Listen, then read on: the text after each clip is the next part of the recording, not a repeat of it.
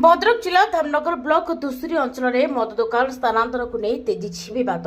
गोटे गाँव मद दुकान को अन्य गाँव में स्थापन करने प्रस्ताव हेबा परे स्थानीय महिला समेत अंचलवासी यार तीव्र विरोध करते। नदीगाँव भट्टसाही अर्जुनपुर समेत आखपाख अंचल शताधिक महिला और पुरुष एकाठी हो धुसुरी थाना में पहुंची घेराव करने सहित लिखित दायीपत्र प्रदान करते। अभियोगकारी कहवा अनुसार प्रस्तावित मद दुकान स्थानटी एक जनगहलीपूर्ण अंचल सेठारे साप्ताहिक हाट बसुवा बेले निकटरे स्कूल शिक्षानुष्ठान सरकारी और बेसरकारी कार्यालय रही प्रतिदिन शह शह महिला छात्र छात्री और साधारण लोक ए रास्ता दे यातायात कर मद दुकान खोलिले आईन श्रृंखला समस्या सृष्टि होगा सहित सामाजिक परिवेश बिगड़ी जीवा बोली सेमाने आशंका प्रकाश करछन्ते। महिला माने कहछन्ते मद दुकान खोलिले युवपीढ़ी निशा आड़क आकर्षित होबार संभावना रही। महिला सुरक्षा छात्र छात्री पाठपढ़ा और साधारण लोकों यातायात उपर कुप्रभाव पड़े ए कारण कौन परिस्थिति में स्थान में मद दुकान स्थापन को समर्थन करेंगे ना स्पष्ट करते। यार प्रतिवाद आज अंचलवासी धुसुरी थाना में पहुंची थाना अधिकारी को लिखित अभियोग प्रदान करने सह जिला प्रशासन हस्तक्षेप दावी करते। लोकों भावना को सम्मान दे प्रस्तावित स्थान में मद दुकान स्थापन न करने दृढ़ दावी जणाई। प्रशासन पक्ष अभियोगर यथाचित तदंत कर आवश्यक पदक्षेप नि सूचना मिली। भद्रक शिशिर कुमार सिंह रिपोर्ट सिस्ट न्यूज ओडिशा।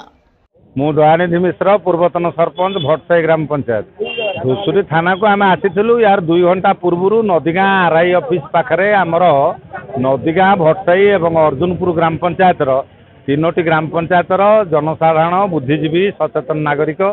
मिसिकी आम स्वयं सहायिका आम गोष्ठी समस्त माँ भौणी मैंने मिसिक एक प्रतिवाद सभा प्रस्तुति बैठक आम चलता जो आमर निष्पत्ति है जे धुसुरी थाना अधिकारी को प्रथम आम अवगत करेमु दाबीपत्र दमु यापर भद्रकर मान्यवर जिलापाल एवं अबकारी विभाग ऑफिसर जी अच्छा एवं आउ अन्य पदाधिकारी जो प्रशासनिक पदाधिकारी अच्छा अवगत करा आवश्यक पड़े आम गणधारणा देवु रास्ता रोक करूँ आदि या कई भलरे ग्रहण करती न करती ताले आंदोलन तीव्र तीव्रतर हम लड़े जारी रही आम दाबी हासिल न कला पर्यंत आमे आम कथारू ओहरबू ना। मु नदीगाँ पंचायत महिला महासंघ प्रेसिडेंट अच्छी ना हूँ मोर प्रगति मिश्र। आम मैंने आसीचु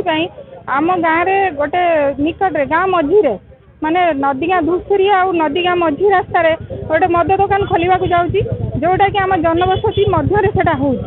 जनबसती भितर हेले सेठी पाखरे पूरा निकटरे गोटे अंगनवाड़ी सेंटर अच्छी सेपटे भी आरपटे 2टा अंगनवाड़ी सेंटर अच्छी शिशु मंदिरटा पूरा निकटरे अच्छी गोटे कोचिंग सेंटर अच्छी सेठी मंदिर भी अच्छी सेठी पिला माने राति पाहिले फेर राति पर्यंत कॉलेज पिला पाखरु स्कूल पिला पाखरु सब पिला माने सेई पटरे यातायात ता सहित 3टा पंचायत आमर सेटा मुख्य रास्ता जदि से जगह मद दुकान हुए ताले आम झील बो माने सुरक्षित कि मु आपन को क्वेश्चन पचारुछि एटा सुरक्षित नुहंती से मुझे मद दुकान बंद करा जदि मद दुकान बंद न करा मो मिशन शक्ति महिला मानक लेकी मो से जी महिला अच्छा समस्त को लेकिन मुझे मद दुकान करई देवी ना से जहाँ हो किंतु गंडगोल बहुत जोरे हम तेणु मद दुकान एक बंद करूँ